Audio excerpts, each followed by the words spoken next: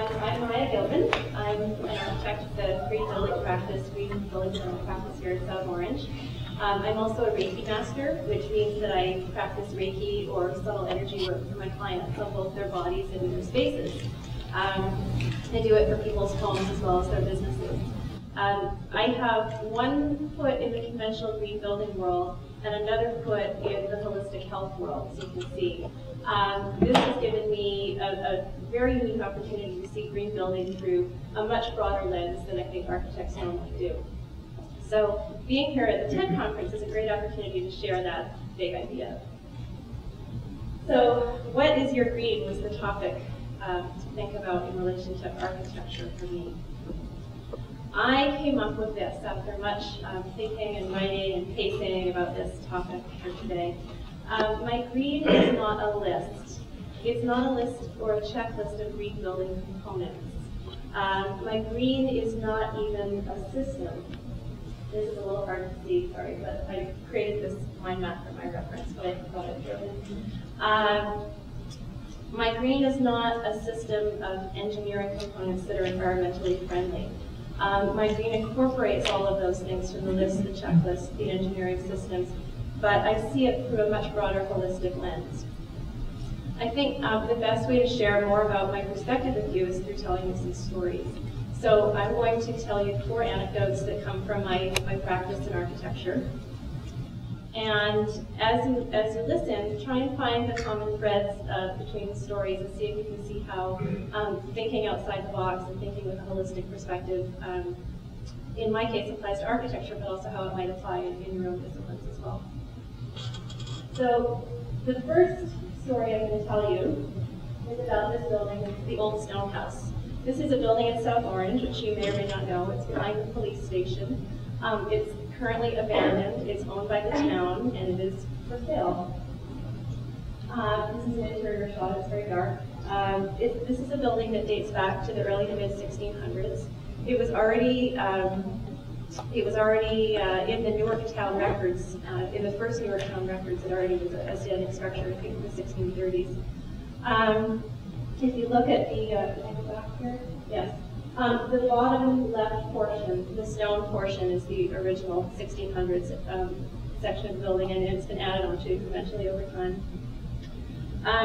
I was asked by some members of the South Orange Historic Preservation Commission to weigh in with my 2 cents of what I thought was a feasible outcome for this building, which is in pretty bad shape.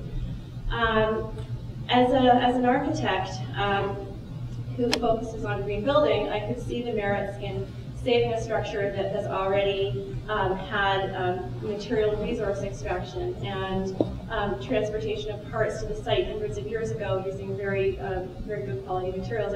I could see the value in retaining that. But when I looked at this house through my broader lens, my holistic perspective lens, what I saw was that, and I truly felt this, I felt that this building was in some ways going back to the ground, and that it was already going back to the ground. And it was a process that was pretty well underway. Now, I told this to the members of the commission, and as you can imagine, this was really not a very popular opinion. But I felt that I had to say this because I felt it was true. What I would do in a case like this with this building is I wouldn't choose to save all of it. I would choose to save parts of it selectively. But for me, it was a very good experience and validation in the importance of speaking your truth, even if it goes against the status quo, which in this case was really going against what the members of this commission were expecting me to say and wanted to hear me say. They wanted to hear me say, yes, we'll take on the restoration of the building, and I just didn't feel that it was the best case for a restoration. The second story I'm going to tell you, this is a reference sheet for LEED. I'm going to tell you a story about the International Feng Shui Guild, the U.S. Green Building Council, and LEED. This is a typical LEED checklist. LEED stands for Leadership in Energy and Environmental Design. It's essentially an engineering systems checklist that allows a building or a building owner to seek LEED certification for a building, to certify that it's environmentally friendly. A subcommittee of the International Feng Shui Guild approached me to find out what I thought about having feng shui incorporated into this engineering systems checklist. Feng shui, for those who are not familiar, it's a traditional form of understanding the flow of buildings and land in design. It originally stems from China, but it's been embraced worldwide. So what I told this group was that feng shui is coming from a much broader holistic perspective. It does think outside the box of these engineering systems, and I thought they were going to have a hard time figuring out where their broad perspective might fit into this narrower engineering systems approach. I don't think that we're at a point in rebuilding where we're necessarily bridging from the engineering to the holism yet, and I think that we need to. There is one section in the LEED checklist where they could possibly get a credit for a building, and that's the innovation and design process, which takes buildings case by case and takes the design initiative case by case. So feng shui could theoretically be incorporated at that level as well. Feng shui has actually already been noted by the American Institute of Architects as a best practice. This is one of their cheat sheets about feng shui principles for architects. So I think some of the agencies involved in architecture are starting to try and find ways of creating a new sense of best practices.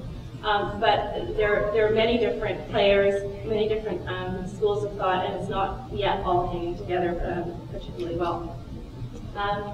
The third story I want to tell you is about a recent design consultation meeting that I had. This was a prospective job interview for a large addition to a large house, and many architects were being interviewed for this design job, all of whom I think would have been considered green architects. And it's a job I would really love to have done. I think it would be a very nice project. And I went to see the house, and I met with the owners. And my larger, broad perspective, holistic sense of the family, their space, and the house was that they didn't need to do an addition. And the green building perspective that I brought also told me, from the way I perceive green building, is building less is often more valuable and more potent than building more, no matter how environmentally friendly your materials and your systems are. So once again, I was in a position where I felt I need to say something that's very unpopular here, but I feel that it's true. And what was unpopular was that I was telling this owner who brought me in to do a house addition that I didn't think that that's what they needed to do. So I thought, all right, I'm going to tell the truth. So I told them exactly how I thought about their space and how I thought that they could use their space more efficiently. And I think this also comes partly from, or my sense comes from, an awareness that people are often seeking more of what they have without looking at what they have to begin with. So a homeowner might think that they need to do an addition, or they might think that they need more space, but they're not actually looking at their stuff that they have. They're not looking at the space they're taking up, and they're not looking at the emotional attachment to both of those things as well. So that's part of what I do when I speak to homeowners or business owners. I try and get them to think critically about the energetic and emotional aspects of their physical space and stuff. So I told the truth about what I saw in this situation. And I went away thinking, well, that would have been a really nice job, and I guess I'd look at that one, but at least I have a clear conscience. And wouldn't you know, the owners called me back and said, we love your perspective, we want to hire you. And I thought, oh, that's fantastic. Well, what we're doing for this family is I'm now creating two scenarios for them. So I'm designing two options. Option one is renovating within the envelope of what they currently have, not doing an addition.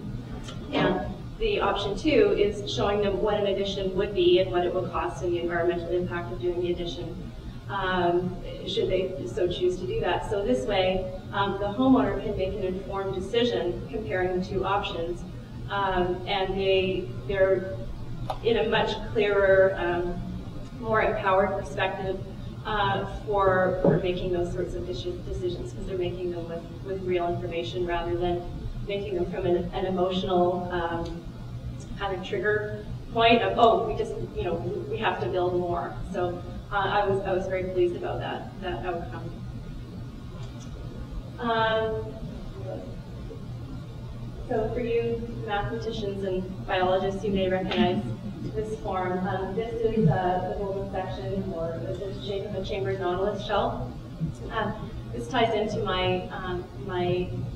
the next anecdote I want to tell you about the project. And this one is to illustrate how I resolved some of these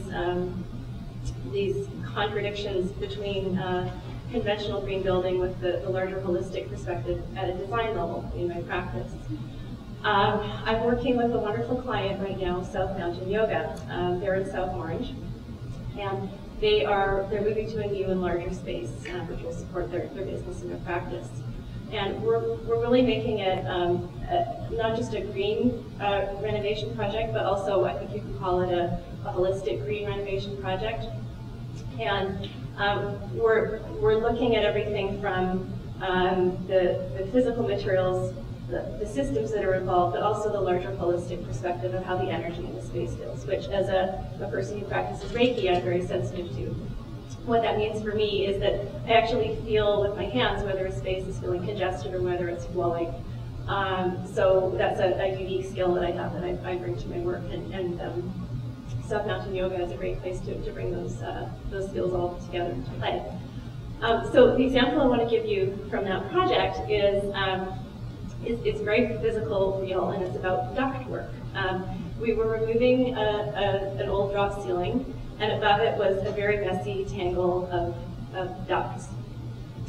And one thing that we wanted to do was to harmonize the geometry of the layout of these ducts in line with the ceiling form.